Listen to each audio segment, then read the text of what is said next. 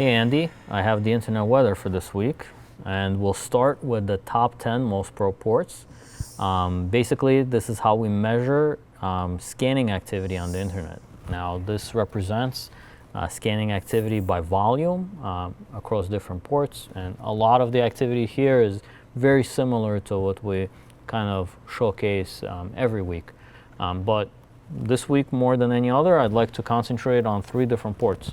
So we've got port 445 TCP, which is associated with the SMB and file sharing, which was also associated with WannaCry, unfortunately recently, and the Eternal Blue exploit.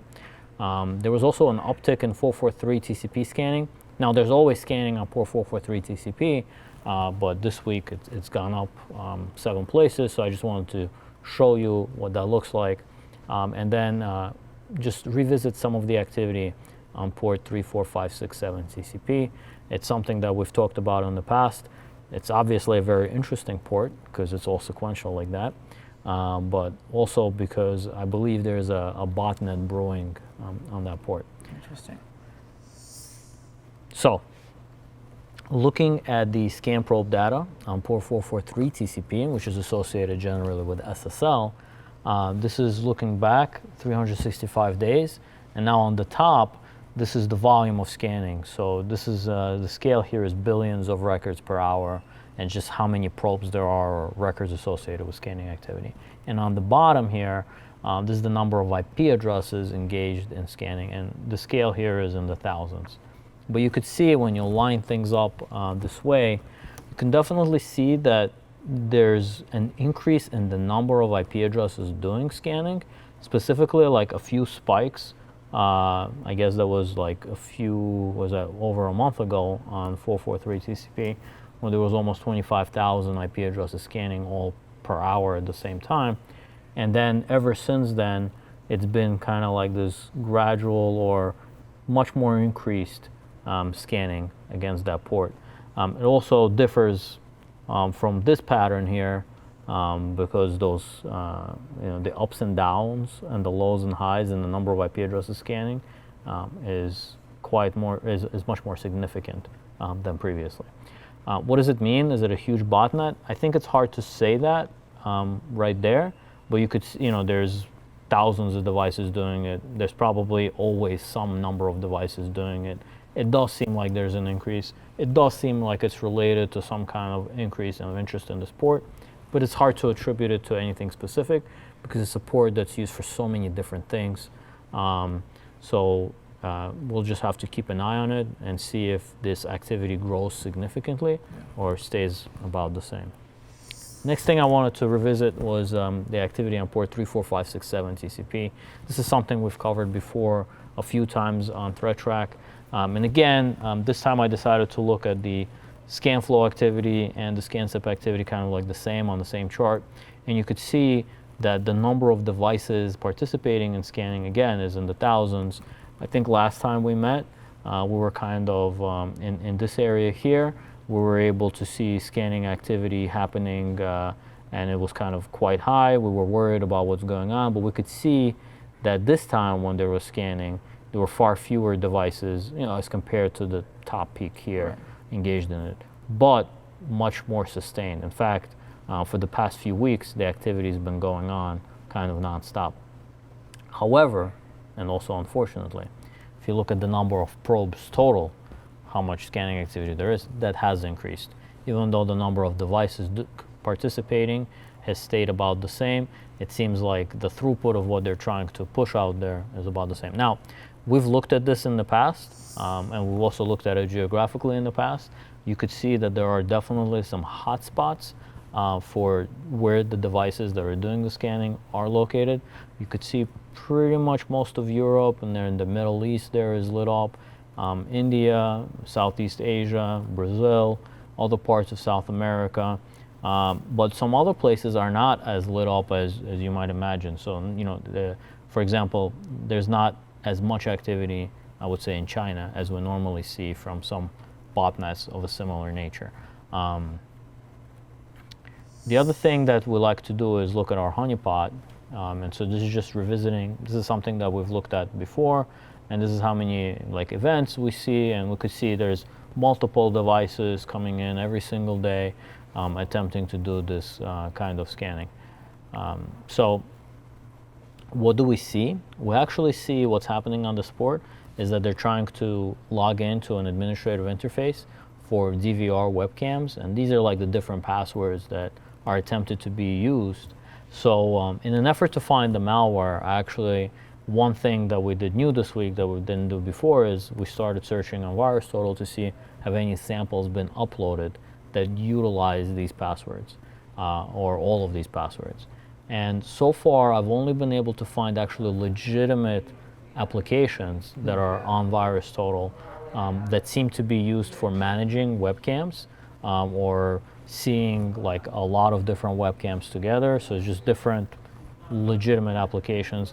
This must be something that they know as a way to connect to certain of the I guess web DVRs that exist out there.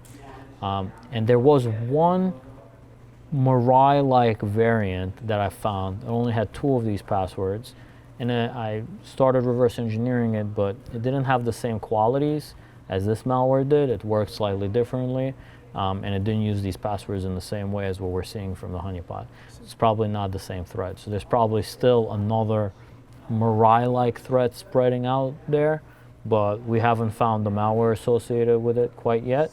So the other thing I'd like to show you, Andy, is the usual game we play when I'm on the show, which is guess what happened on port 445 TCP. Has the activity, scanning activity, gone down or stayed the same? Now, just for all of our viewers, just to recap where we are, port 445 TCP is associated generally with WannaCry ransomware. There was a vulnerability that was widely published and talked about sometime in 2017, which culminated in a ransomware being released around, I guess, this weekend. A lot of IT personnel probably look, I wouldn't say fondly back on that day, but definitely reminiscent it, because maybe people probably got called in to make sure they were patched. The activity went down significantly. If we could zoom in on that day, you'd see how significantly the activity went down. But unfortunately, over time, scanning activity on this port has remained high and actually climbed. And this represents probably the number of devices that are infected with WannaCry or a similar type worm. So what we've been doing this year is kind of tracking the trend of number of devices. Are they coming up, or is it increasing, the number of devices impacted, or is it decreasing? Just to see if we're getting better at handling this worm. So it looks like we started in April of this year. So you remember, we were going down, staying the same, going down, going down, going down, staying the same. The last time we were on the show, the activity kind of spiked and then went down again, so we could say it was the same. Now, what do you think? Has the activity gone down, stayed the same, or went up? I'm going to give you a hybrid answer. Yeah. Overall, it's going to go down with the possibility of another spike. Well, I think if you look at the overall trend, I think you're right. That would be a good guess. Overall, even though things are spiking here or there, things are going down in terms of the number of devices scanning on the sport. And looking, I guess, during this month, we could see the activity has gone down, which is very good. Unfortunately, there's still lots of scanning by lots of devices on the sport. So there are many, many devices still impacted, but slowly but surely, even though this is about 3 years, so it's very slowly and somewhat surely, in general, we're headed in the right direction, which is a downward slope on dealing with these. Now, of course, if you zoom out to all of human history, hopefully there's just a blip of a virus that just went away. So now let's transition to the top 10 most sources probing. So this is very similar to the previous top 10 chart, but here we're studying scanning activity as it relates to the number of devices scanning on it. Again, every port that's shown here is one we've covered before, and some of them we've even touched on this time around. The one that was interesting to me is the scanning activity on port 53 UDP by number of sources. Now, UDP is a special protocol in the sense that you can spoof it, because it is UDP. So it's a little bit harder to gauge if it's like scanning activity or backscatter activity or spoofing or some other kind of attack. But what I decided to do is at least graph out the number of sources that are scanning on port 53 UDP.